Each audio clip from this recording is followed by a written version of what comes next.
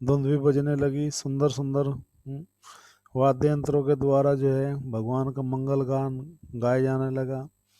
गंधर्व, किन्नर, यक्षपाल, लोकपाल, महिपाल, दिक्पाल, सुरपाल, ये सब के सब महान भगवान के भक्त जो है सब आकाश में इकट्ठे हो गए भगवान का स्तुति मंगल करने के लिए, उनका गुणगान करने के लिए।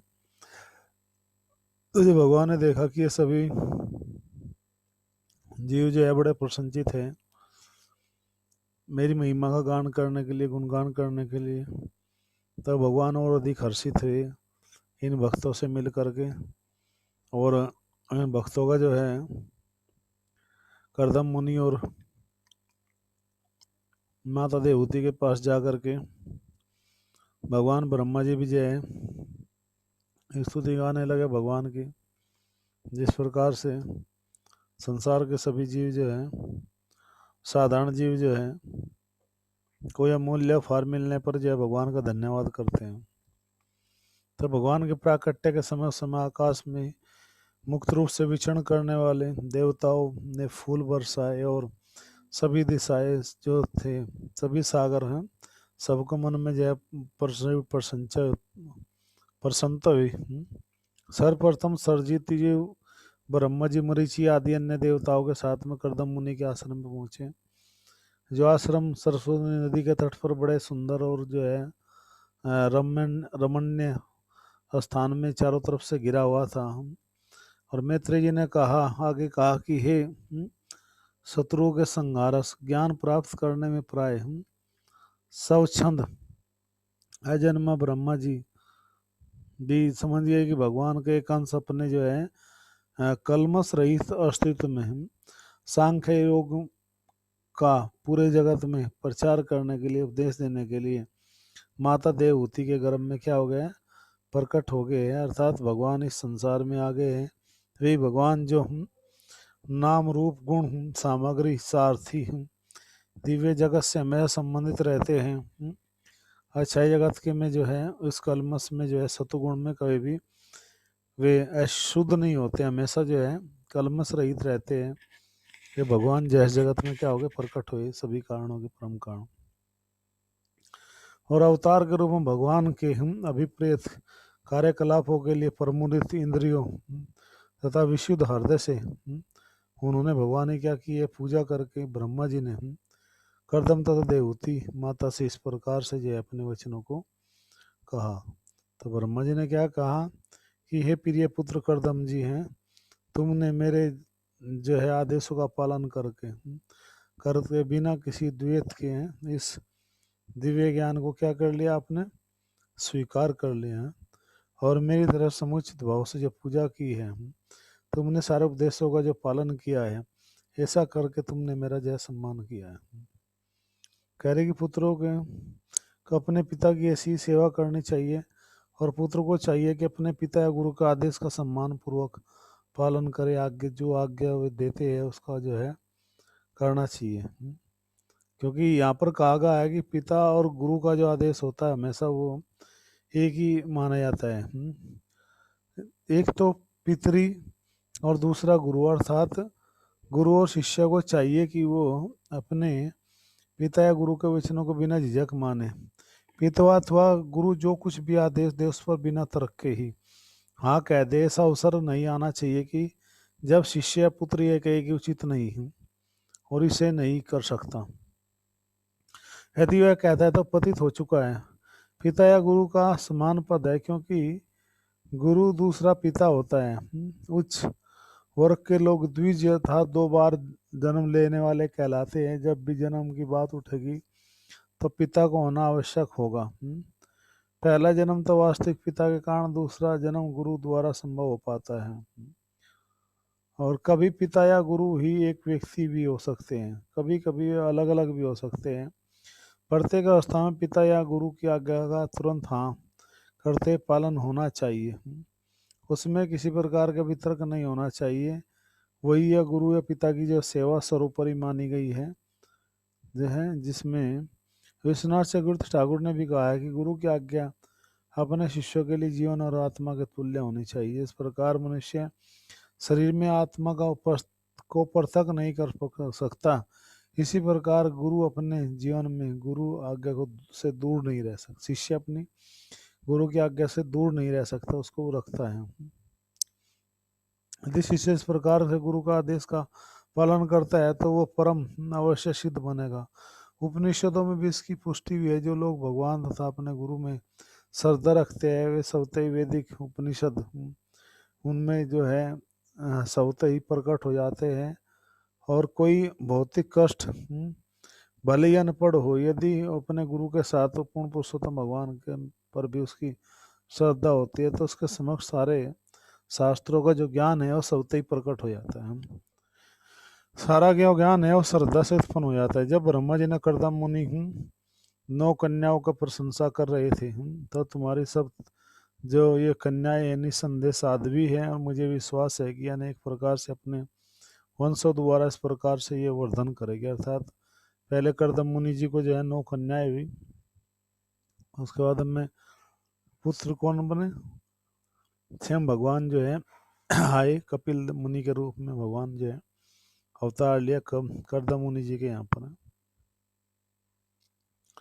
और तो इसी प्रकार से जो यहाँ पर कहा गया तुम अपनी इन पुत्रियों को उनके स्वभाव उनकी रुचियों के अनुसार है श्रेष्ठ मुनियों को प्रदान कर दो। इस प्रकार सारे ब्रह्मांड में अपना सुयश फैलाओ। जो कर्दम मुनि जी का 9 कन्याएं हुई थी वे उनका विवाह तुम जो है जो 9 मुनि है उनसे कर दो। 9 कन्याएं थी तो इससे क्या होगा, जो संतान होगी पूरे जगत में आपका यश फैलेगा।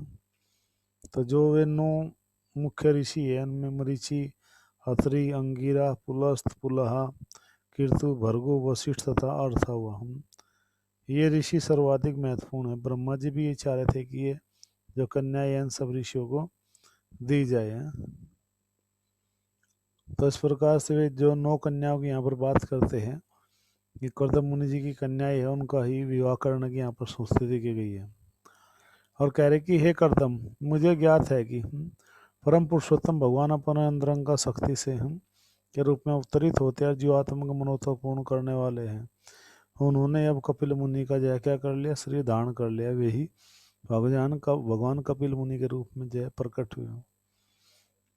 उनके बाल सुनहले है, कमल के पखड़ियों के जैसे उनके नेत्र है, कमल के पुष्प अंकित कमल के समान उनकी अपने शास्त्रीय ज्ञान के व्यवहार से इस जगत की कर्म की जो इच्छा को समूल नष्ट कर देंगे। अर्थात भगवान ज्ञान अपना माध्यम से देंगे।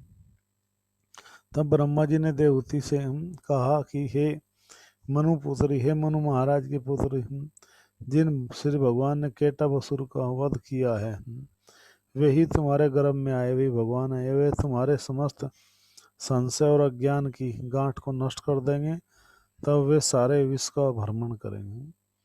तो यहाँ पर पूरा विद्या का पूरा बताया गया है किस प्रकार से जो है ये यश फैलता है। तुम्हारा पुत्र समस्त सिद्ध गणों का अग्रणी होगा, सबसे मुख्य होगा तुम्हारा पुत्र, सबसे बड़ा। वह वास्तविक ज्ञान का प्रसार करने में दक्ष होगा, आचार्यों द्वारा मान्य होगा और मनुष्य का वह में कपिल के नाम से जय विख्यात होगा। देवहूति के रूप में वो तुम्हारा यश को बढ़ाएगा। तो यहाँ पर बताया श्री मैत्रेय मुनि ने कहा कर्दम मुनि तथा उनकी पत्नी देवहूति इस प्रकार का कहकर ब्रह्मांड के श्रेष्ठ ब्रह्मा जी भी हंस पर चढ़कर के जो है शरद कुमार नारद सहित उच्च लोकों में जो है वापस चले गए। ये सब आदेश देकर किसको, ब्रह्मा जी को, कि अपनी पुत्री का तुम विवाह जो है हे कर्दम मुनि जी जो है इन सब जितने भी सब ये महान सब ऋषि इनसे कर दो। इससे क्या होगा, तुम्हारा यश संसार में बढ़ेगा। जब किसी का यश बढ़ता है तो वास्तव में जो है वो परम पुरुष के रूप में मुख्य रूप से माना जाता है। आगे कर्दम मुनि मैत्रेय मुनि जी कह रहे कि ये विदुर जी, कर्दम मुनि ने अपने 9 पुत्रों का ब्रह्मा जी द्वारा गए आदेश के अनुसार जो है उन ऋषियों को प्रदान कर दिया जिन्होंने संसार मनुष्य का सर्जन किया। अर्थात आगे 9 कन्याओं से ही अलग अलग वन परंपराएं जो है ऋषियों के द्वारा प्रसारित होगी। कर्दम मुनि ने अपनी पुत्री कला को मरीचि को दिया। कला नाम की पुत्री जो थी उसका विवाह मरीचि के साथ में हुआ। दूसरी कन्या जो अनसुईया थी उसका विवाह जो है करदम मुनि जी ने अत्रि जी के साथ में कर दिया। श्रद्धा हविर्भू के साथ में गति क्रिया ख्याति अरुंधति नामक जो ये सब कन्याएं है क्रमशः अंगिरा ऋषि को, पुलस्त को, पुलह, कीर्तु, भृगु और वशिष्ठ जी को उनको प्रदान कर दिया। कितने महान थे मतलब करदम मुनि जी कि पूरे संसार में उनके जो है कन्याएं जो है यश बढ़ाएगी उनका। उन्होंने इस प्रकार अर्थवा जो है शांति अर्थवा को प्रदान की। शांति के कारण यज्ञ अच्छी तरह संपन्न होने लगे। इस प्रकार उन्होंने अग्रणी ब्राह्मणों से उनका विवाह कर दिया और पत्नियों सहित जो है उनका पालन करने लगे। अब कह रहे हैं कि कौन मैत्रेय मुनि जी कह रहे कि हे विदुर जी, इस प्रकार विवाहित होकर ऋषियों ने करदम मुनि से जो है क्या की विदाई ली और प्रसन्नता पूर्वक सब लोग अपने अपने आश्रमों को लौट गए। जब करदम मुनि ने समझ लिया कि समस्त देवताओं के प्रधान पूर्ण पुरुषोत्तम भगवान विष्णु ने अवतार लिया है, तब एक स्थान में जाकर नमस्कार करते इस प्रकार से बोले। क्या बोले? करदम मुनि जी अब कपिल मुनि से बहुत सुंदर जो है बात बता रहे हैं। करदम मुनि ने कहा, ओहो इस ब्रह्मांड के देवता लंबी अवधि के बाद कष्ट में पड़ी हुई है आत्माओं के लिए प्रसन्न हुए हैं जो हमने समस्त अपने कुकृत्यों के कारण भौतिक बंधन में बंधे पड़े हैं संसार में जो लोग हैं। लेकिन परिपक्व योगी जन समाधि में एक जन्म लेकर एक स्थान में रह कर भगवान के चरण कमलों को देखने का प्रयत्न करते रहते हैं।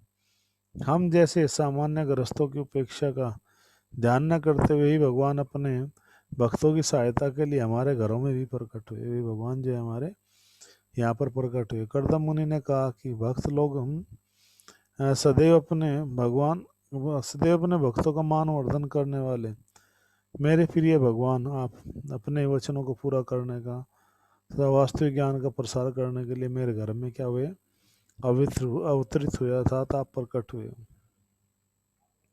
हे भगवान, यद्यपि आपका कोई भौतिक रूप नहीं है किंतु फिर भी आप अजन्मा रूप में सचमुच ही दिव्य है और अपने भक्तों को आनंद देने वाले इस प्रकार से आप इस संसार में अवतरित हुए।